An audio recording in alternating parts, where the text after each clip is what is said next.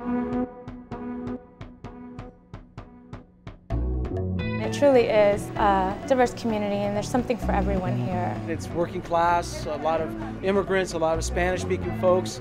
It has all the products that I need, and I just kind of like this neighborhood.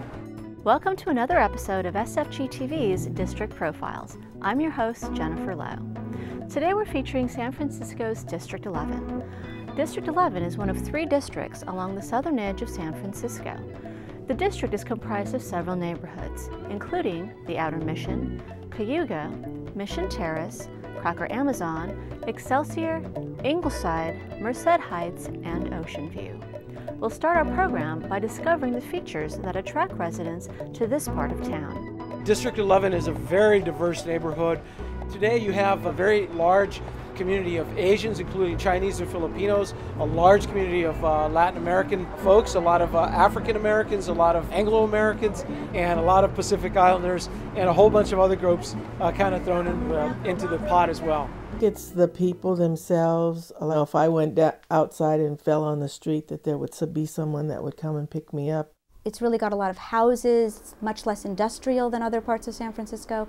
And I like the general feel of it. The people on the street corners, there was just a homey feel to this community.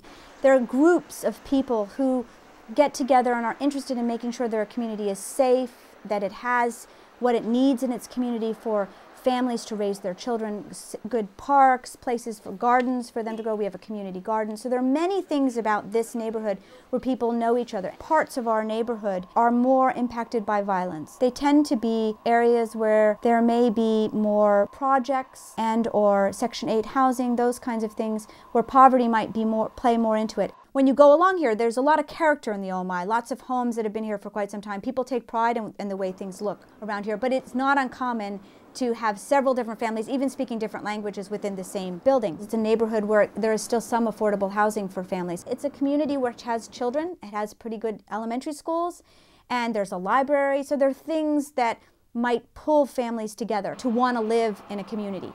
I absolutely think that people should come and hang out and check out the Excelsior. I think it's one of sort of the last neighborhoods in San Francisco that is truly diverse.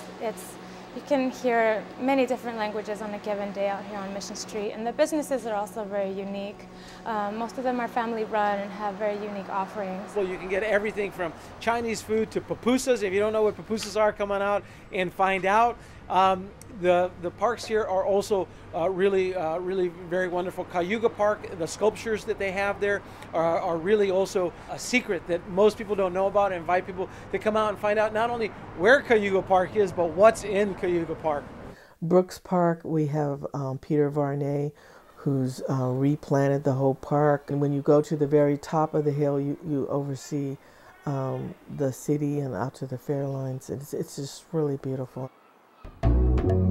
Let's talk to some of the community leaders and activists about the challenges facing the neighborhoods. This district, like most districts in San Francisco, what people complain about the most are litter and parking. You know, those are really the 2 big issues. So we really have tried very much to clean up the neighborhood, but there isn't anything I think a city can do if the population doesn't cooperate. And so, we ask the folks to do their part, but we have really tried. We started the program 28 Clean, and we encourage people to call 28 Clean anytime they see bulky items dropped in their neighborhoods. With regard to parking, we're looking all the time. We're looking to establish permit parking throughout the district. We're trying to find ways to make community more reliable so people own fewer cars, but clearly we've got a long way to go. Other than that, people are also very concerned about public safety. Like any part of San Francisco, people want to see police officers walking the beat. People want to see police officers, and I think we're getting more and more successful in that area. We, in fact, are having police officers 7 days a week walking up and down Mission Street now. Some of the issues that merchants face on this corridor, which make it difficult to draw investment, particularly around new businesses and creating jobs, are the physical aspects of it. Given that it's been ignored for so long by any kind of city investment and resources, we do have about 2 decades of disinvestment to deal with. We lost the grocery store twice. We lost Safeway twice. We've now lost Albertsons. We have no bank in the neighborhood. We have no post office in the neighborhood. So there's not the convenience of shopping in your local area, which is a problem for our seniors and people with families. I would say the major problems and challenges are that we do not get respect. Sometimes we're the dumping ground. You know, District 11 is the last district and we are the dumping ground. A lot of times we have to beg DPW to come in and paint out the graffiti. And just a lack of enforcement when it comes to simple codes, health department, or even like the sidewalks, cracked sidewalks, weeds growing out of the trees. And you know, to some people they think, well, big deal, you know, we're dealing with public safety issues, shootouts and gangs, and so why should you get this city attention? And really it's kind of like the broken windows theory, to hate to sound like Giuliani, but really it's about the physical the perception. It's all about perception. So if you perceive that there are small issues of cleanliness or just not really any upkeep of the streets or the storefronts, then that sort of opens the door for other issues to begin and other crimes to happen, which is what we're dealing with. We do have to keep downtown aware of our needs. I'm frequently saying, I know we're District 11, but we don't want to be the 11th to receive the services or to get our streets repaired or to get, you have to really, once you let them know, they are responsive generally, but you do have to be, you do have to let them know what your needs are. And when they were going to take down the rec center and say, we're going to rebuild a new one, no one for a minute thought about where are all those kids going to go.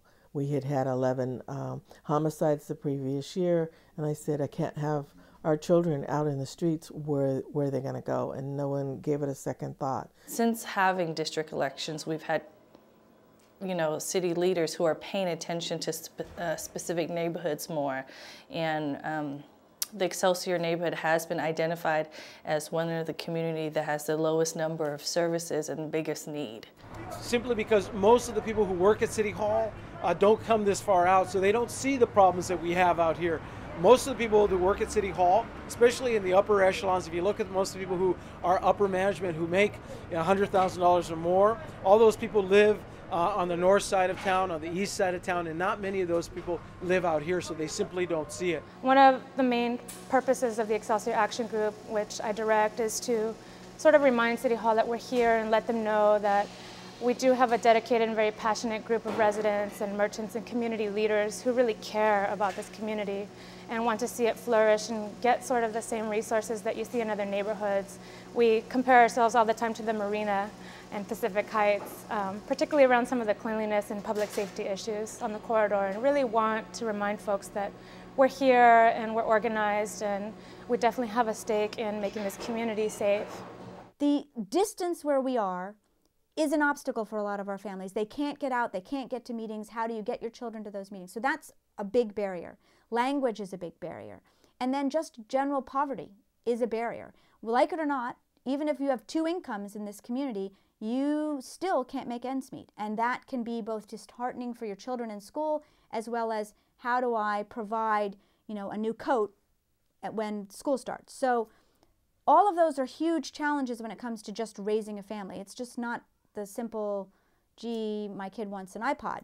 District 11 is the only district in the city that is a majority immigrant born. 51% of all the people who live in District 11 were actually born outside the United States.